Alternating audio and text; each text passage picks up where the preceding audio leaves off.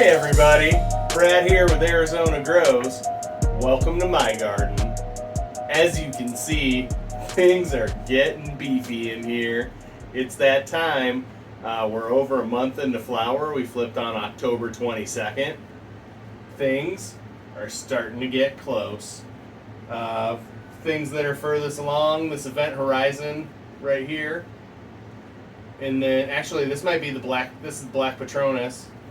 Black Patronus here, event horizon in the front. Those things are the closest.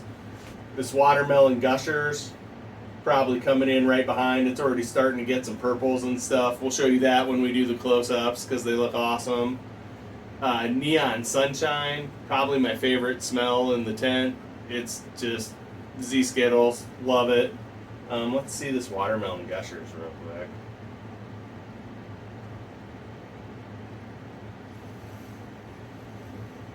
Yeah, you know what's funny is it's very strong.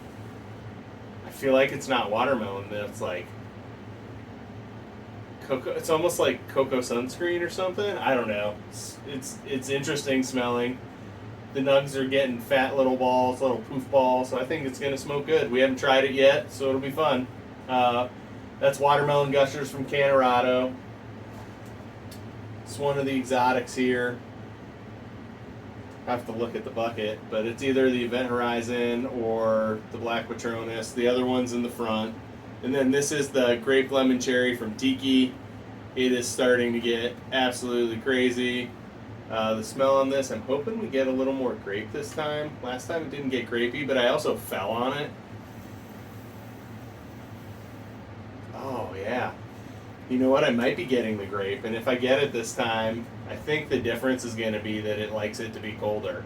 I have the room set colder now, and it's colder outside, so they're getting some cold air at night.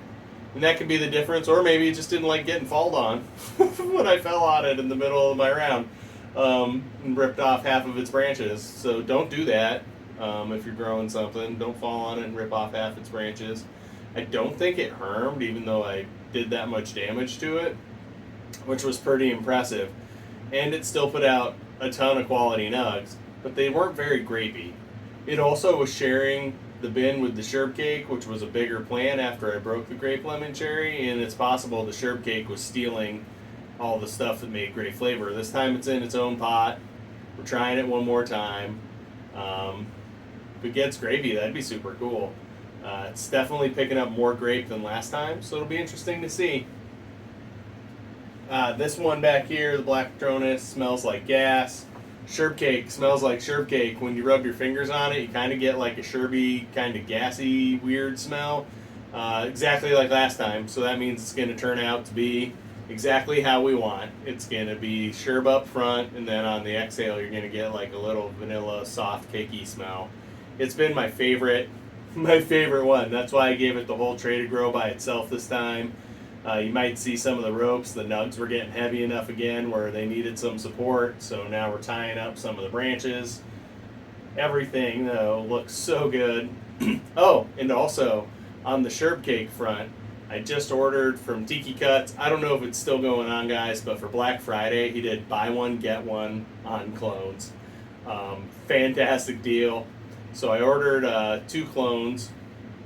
I got the Animal Mint Cake, which is Sherb Cake times animal mints, and it's supposed to be all gas. I thought that would be fun.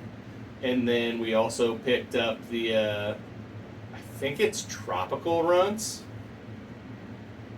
I've been dying for some good runts. Obviously I love the Z-Skittle flavor with the neon sunshine because I kept my other one around for about 2 years. So that should be fun. It's got like candy runtsy terps with a little bit of that trop swag. I'm totally in. And then we also have the permanent marker, and we picked up the Devil Driver. So our next run we're gonna have Sherb Cake, permanent marker, animal mint cake, Devil Driver. You know, all the ones I said. So Sherb Cake, Animal Mint Cake, Devil Driver, Tropical Runts, and the last one. For some reason, I can't remember it. But that's where we're at, guys. So the next run's going to be all tiki cuts. I do have some. Oh, and the golden gorilla from Irie Genetics. So we have a lot of stuff going on, getting ready for the next run. It's going to be super cool. This plant, these things just absolutely crushed it this round. So I think what's happening is we're finding our stride in organics. And then on our Autopots, we got a couple new Trader Grows coming. They are going to be here soon, probably this week. Won't that be awesome? The first thing we're going to do with those is get one set up in the 4x4 to do autoflowers in. I was listening to Daz on the podcast, and he was talking about how autoflowers really don't like any resistance in their roots and like lighter, fluffier soil. So when they stunt, it's because their roots are having trouble working through the soil. So what I did is I ordered some of those rice holes from Build-A-Soil. And what I'm going to do is I am going to build their soil, like my own soil. I have cocoa, I got my Oli Mountain, I've got worm castings, and we're going to put it in the tray to grow in their fabric pot. But I'm going to build my own soil with autoflowers specifically in mind, because that's what I'm going to be growing in there. So the parboiled rice holes will definitely be going in, and they're going to be throughout like the top layer more than the pumice stone, and we're going to do that just to keep it more light and fluffy, so there's no resistance for the roots. So it'll be a little less pumice stone, a little more rice holes, and we'll just see how it goes. Should be fun. Be a good experiment. Be a nice way to see. Last time I built soil for my autoflowers, it was too much for them. It's my photo periods are in the same soil. Now, granted, I've added a little more aeration to it because I saw that the autoflowers were struggling a little. But that's it, guys. I mean, it was adding aeration. It was just a little more pumice stone. These plants are killing it in the same soil. So when Daz says, hey, you're growing autoflowers, you need to make sure, the soil's a little more light and fluffy, that's what we're going to do. We're going to see how it works. We got a bunch of stuff from him to grow out. It's going to be super fun. I think I'm going to grow 3 in the first round as we're just trying to get the soil going and ready. And then, obviously, we'll probably cut it down to 2 because Daz's plants get big. And when we do the 3, we're probably going to have to do a ton of maintenance. Probably going to be overkill. But just to get the soil cycling that first time, I think it'll be nice to run another plant. Who knows? Maybe we'll run 4. Just run 4 plants in the tray to grow. Run them really small. Autoflowers are going to flip when they flip, so if we need to keep them small, it'll just be a lot of training on our part. Maybe we'll do some topping. It'll be fun to play in the new soil. So that's where we're at. But I just wanted to share this with you. The only other thing I want to talk about really quick is maintenance in here. I did do a top dress. I was super busy with my day job, so I didn't get a chance to film it. But the top dress was... it was 2 little half-gallon things of Oli Mountain, so 2 big scoops of Oli Mountain. I did 1 16-ounce solo cup of craft blend from Build-A-Soil, 2 16-ounce cups of Power Bloom from Gaia Green, and then I also added in a little bit of Glacial rock dust that I bought for the vegetable garden outside, because I haven't added any rock dust out there. And so I bought those. So I bought the rock dust, but that's what's in there. So Gaia Green, Oli Mountain Compost, Power Bloom, Craft Blend. Nothing else, nothing fancy, just those 4 things. And then I just mixed them up in the pot and worked them in with my fingers. I didn't water in that day. Like I said, I was super busy, so I did that like 10:30 at night. Didn't water them in. Came back the next night, Saturday night, and all the stuff had started to bloom in there under these New Moon Grows trays. It was pretty cool. It had layers of little white fuzz, even though I hadn't watered anything. It was just pulling. That was the little bit of water it pulled from what was underneath when I mixed it together. And then that night I went back in and just did a little ferment. So all that was in the water was a splash of peach ferment from fermented plant extracts. Thank you, Miles. FYI, peach ferment, fantastic. Smells like rabbit poop. but the plants love it, and it's great for nutrient cycling. So it went right on top of all those nutrients I added, and it's going to help break them down faster. And these plants, you can see, are in full swing, so they're going to need it. So that went in, and then on top of that, this week, later on, we're going to be putting in some of that Build the Soil BTI. Guys, I want to say I watered it in a couple times, just really small amounts, just to see how it was going to kind of go with the fungus gnats. They all disappeared. All of them. It works, man. I don't know. And so after I did my top dress, I watered in the ferment, and you don't want to water in the ferment with that stuff together. So tonight or tomorrow, I'm going to go back in with the Build the Soil BTI with their new fungus gnat killer.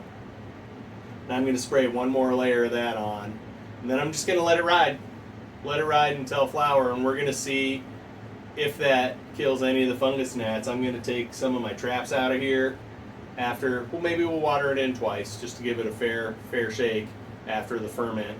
But I'm going to pull my traps out of here, and we're just going to see if it really works. So that'll be kind of crazy, but my initial impression from spraying it and then coming back after like a week of doing it, I did it twice, small amounts. Maybe I did it 3 times, super small amounts, just in with my Build-A-Veg and stuff, nothing fancy. And I swear they were gone, almost all gone, 100% gone. So I'm going to do it again now that we've done our final top dress for this run, and we'll see what happens. That's it. Wasn't a lot to talk about. The plants are growing big. They probably look amazingly big because we haven't done a video in a while. If you haven't seen the shorts, then these look much bigger than they were before. But let's take a quick spin around. We'll do a close-up, and we'll get out of here for the week. All right, everybody. It was nice to see you. Brad here, Arizona Groves. All right, guys. We are back in the tent. This neon sunshine here is always ridiculously frosty. This is Z-Skittles times Falcon 9. It's always super frosty. It always has the littlest, tiniest buds, but it tastes so good. Straight Z-Skittle, so it makes it worth it for me. Really enjoy this one. Neon Sunshine from Exotic. Just, it does some good things for me. I really like it. So this is a new one. We have one cut of the old one left, but we're retiring that one. This one smells the exact same, all Z-Skittles. So it should be pretty good. I'm excited about it. Go from there. Over here is my favorite so far from the last round. I'm almost out of it now. Literally smoked like over half a pound since the last round of Sherp Cake. Maybe more. It was a lot, but it's been my favorite one. And you know how it works when you smoke the same strain during the day. Normally you end up smoking more of it because the effects lessen. So for me, it's always really nice to have 2 or 3 things on hand that I like during the day that I can rotate between, that have totally different like terp profiles and stuff, so you're hitting different things for your body.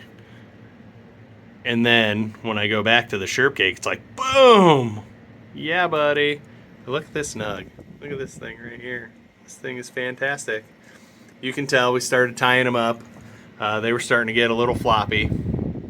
Not bad. They haven't gotten as much wind because I spread this plant out. It's so much shorter than the other plants that it didn't get a chance for as much wind. But it's just a great plant. Look how big this is if we go underneath. I mean, I don't know. It's hard to understand the size of that, but it's huge. And we did have our nets. I noticed some roots were uncovered there, so I just threw some Holy Mountain on top of it. You can see it's starting to dry out from when we watered in the BTI because there's no leaves or anything on it. I'm going to go in and do that BTI from Build a Soil probably tomorrow and just really do one last watering. But everything in here outside of the roly-polies we picked up from the transplanting in some 3.0, everything's been doing great. And the roly-polies have not gotten out of control like last time. So that's nice. And if they do, I have a good way to get rid of them. If you take like half a banana and put it down there like an old kind of rotty banana, they'll all come to it And then you can just pick up the banana and throw it outside or in the trash or whatever, and they'll all go with it. So that's my little trick. But everything in here is just looking fantastic. This here, what's in the front? Okay, so this is the event horizon in the front. So that means the black Patronus is in the back. This one's probably the furthest along. It's also the smallest, the smallest plant in here. It's got a great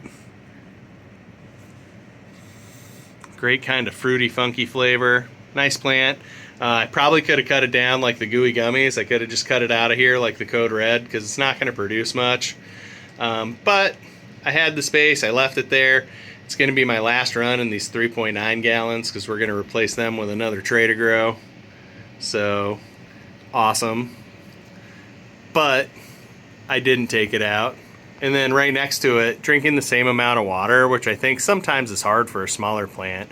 When you do the easy to grow and they're in the system. Because if you have one really big plant, it's going to call for water all the time. And that means the other plant that's smaller is going to be forced to drink a little more water than it wants. That's just my personal opinion. I don't know if that's how it really works. It's not science-based. It's just totally emotionally, no facts-based. Just on experience, I guess. So when you do those, if you get into a tray, like the other tray we have is the 3-pot XL. That's really great if you're doing 3 of the same thing. It also works if you're doing 3 plants that are totally different. If you can keep them around the same size, so they're drinking around the same amount. If you have one super stunny plant in there, it won't not work. It'll just, that plant won't be maybe to its full potential like the other 2 plants that are in there that are bigger. That's part of what the Code Red we had problems with, but that's part of what happened afterwards. After we had the problems is the Code Red.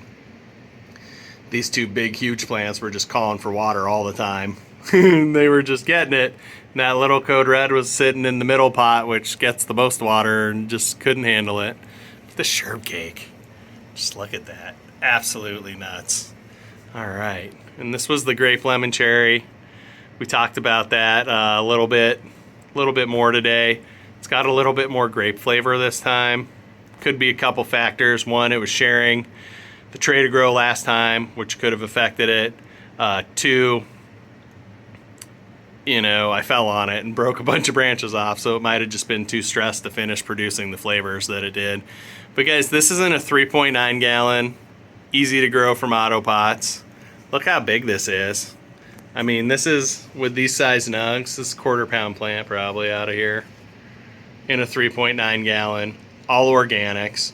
The only thing we do with these sometimes is I leave extra room so I can do multiple top dresses. So it gets fresh food constantly cycling all the time. And then this one also did get a little bit of Organics Alive veg during the veg instead of a compost tea, so it did get a straight feed. Also got a little bit of the Build to Bloom just to make sure it was cruising along. That's just because of the smaller container size. If I was in my XL with the 6.6 gallons, I would have just stuck with mostly just the top feed. Wouldn't need the extra goodies. But in the 3.9 gallons, sometimes you're going to want to brew a tea, or you're going to want to have a product on hand like Build a Veg or something from Organics Alive, so you can just give it a quick burst of nutrients, because when they get this big in such a small container, they're going to be hungry. And you don't want them to be hungry. You want them to have everything that they have, everything that they need. All right, come over here. Got our flexi pot doing flexi things. All right, this is then the black Patronus. So we'll see what happens to this. Has a great smell, a little more gassy, not kind of fruity like the Event Horizon in the front. Really great plant so far. The gooey gummies, this is what I'm saying. I could have cut this one down. It's super small. It's not going to produce anything. Really, my fear is that it would herm, but I've been checking it every day, and it's fine. This is the back side of the grape lemon cherry. You can just see like this. These nugs are forming on the side. I mean, that's going to be a big honking nug. And I can't wait to show it to you in a little bit. Let me see if I can get my head back in here. All right. And this is the watermelon gushers. You can see some of the colors coming in. But this is definitely the furthest one along in all of our stuff. Just such a great plant. And you can see over here, look, there's some sherb cake sticking out of the back. Sherb cake everywhere. Sherb cake. But yeah, that's the grow, guys. The watermelon gushers back here looking super great. Frosty, probably the furthest along besides the event horizon in the front. Oh, look at that little cone. I think that's so cute when they're just like little cones at the top. Or big cones, like this grape lemon cherry. But yeah, that's it this week, guys. Just a quick tour around. I guess it wasn't that quick, but we haven't had a video in a while, and things have changed quite a bit. So that's a really cool picture right there with just like all the little tops. But that's where we're at, guys. I mean, just fantastic grow this week. I'm just so excited to share it with you. I think everything's going to be awesome. Brad here, Arizona Grows. Happy growing.